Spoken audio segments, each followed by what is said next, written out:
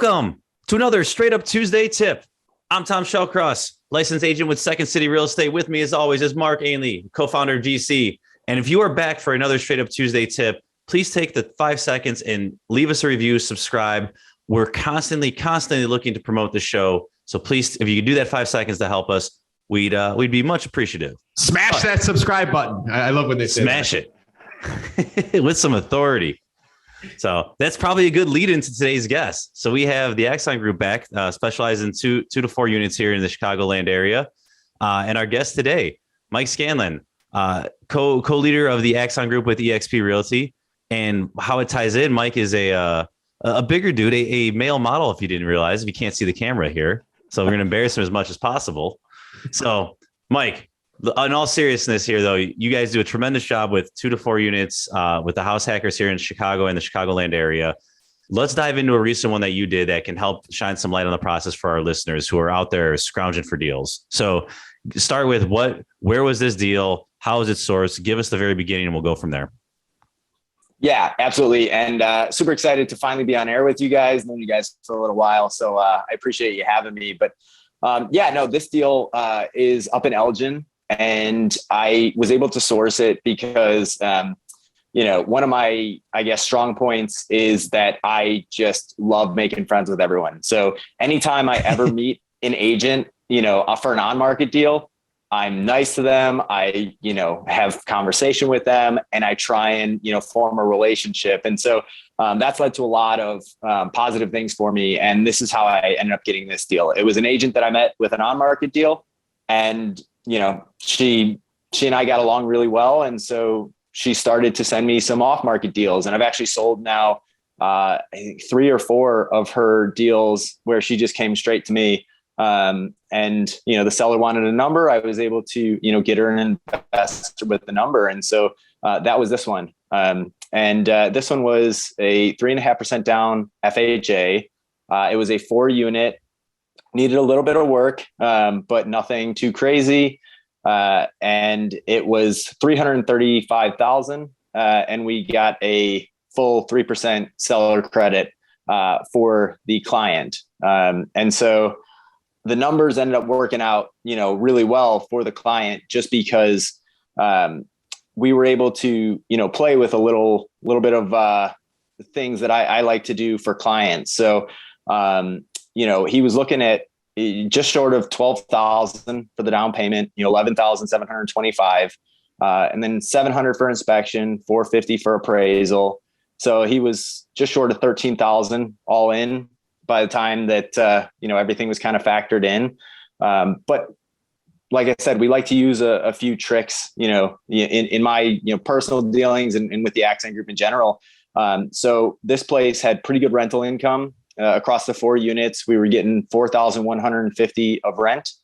And this current, this particular client lived at home still. So as an owner occupant, some people may not realize that you do have a full 60 days to move in post closing. And so what we did is we closed this client on the 1st of the month. And what that does is you do have to pre-fund your escrow a little bit. But when you're getting $4,150 of first of the month, rent prorated to you at closing, that far exceeds in this situation the amount of escrow that you need to pre-fund. So with the credit, with a tiny bit of repair credit and a tax proration, we were able to get this guy at the point of closing. He was just right around $7,000 that he was into the deal. But that first of the month close means that he gets 2 months before he, has to make his first mortgage payment. So this closed October 1st of 2021. First mortgage payment didn't come until December 1st.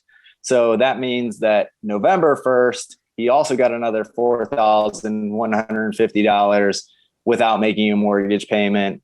So by the time he made his first mortgage payment, he was into this dollars out of pocket. That's great. So just quick recap there. The way you finagle this is you have obviously the credits coming from the seller.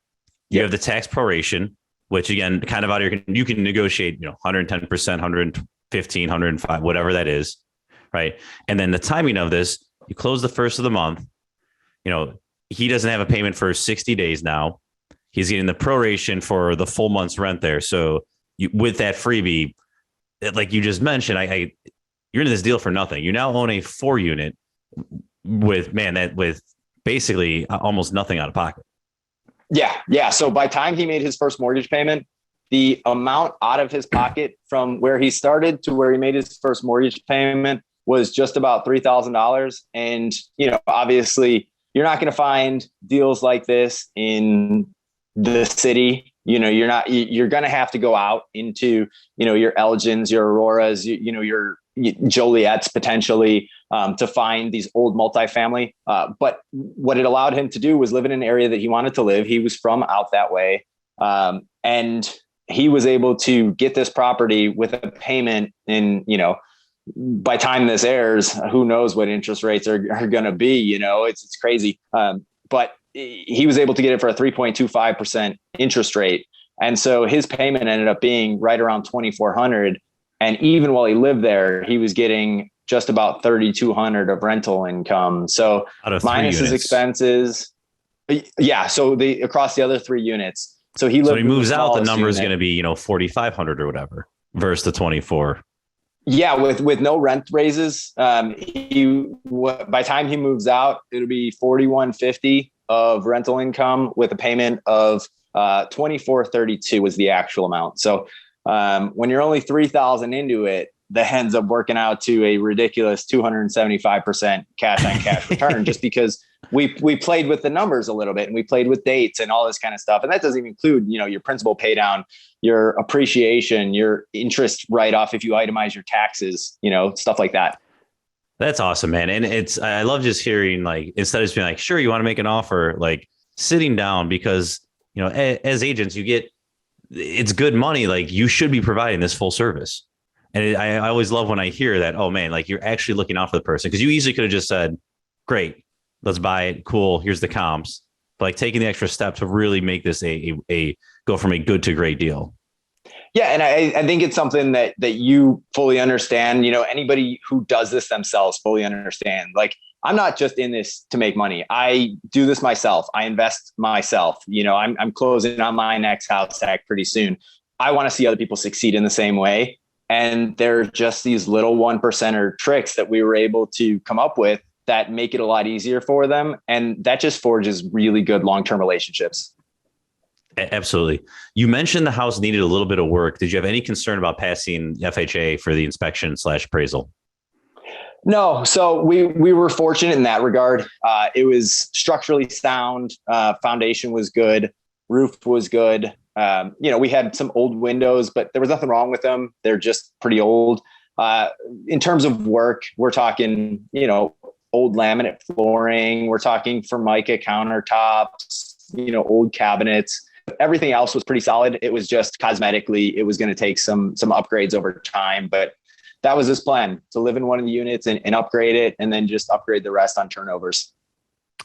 Whether it be this deal or any of the other house hackers you're working with, what are house hackers coming into these scenarios with you that they're not understanding about the process at first? Or what are the things you're having to explain every single time that house hackers coming up should know? There's a lot of, different lenders that have different products that people may not know about. Everybody who comes in as a house hacker has typically been exposed to something, so they know about FHA. And so in this regard, this ended up being the best product for them, but there's a lot of other products that are really good. If you have income below, I believe, 72,000, Home Possible is a 5% option. We have connections to portfolio lenders. There's a lot of other low down payment options that can kind of limit your upfront capital. And so I feel like most of the time when house hackers come to me, they're like, oh, I want to do FHA.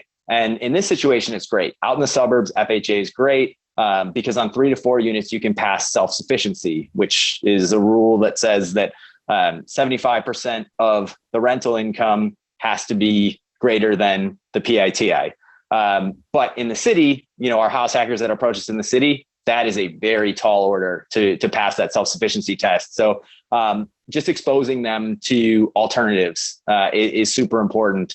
I mean, beyond that, a lot of the people that come to us are pretty well schooled. They listen to you guys, they listen to, other big podcasts. Yeah, that's the lending aspect of it is one of the big ones. And the reason the self-sufficiency struggles in the city versus suburbs is price per unit, right? Is that mostly the reason? Yeah. I mean, the price per unit is so much higher, and the rent doesn't quite go up commensurate with it. I mean, the deal that we're talking about, we're talking about a ridiculous, we're well above the 1% rule. I mean, I'm just doing the math off my head. I think it's like 1.25%.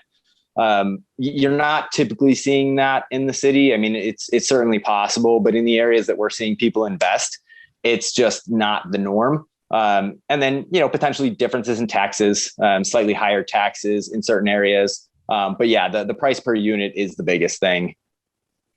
We asked Jake when he was on here last time, what should people that close on a house hack be thinking for their next step, or how fast should they be moving, or what's your opinion on that? I think you're actually even going through those steps yourself. Yeah.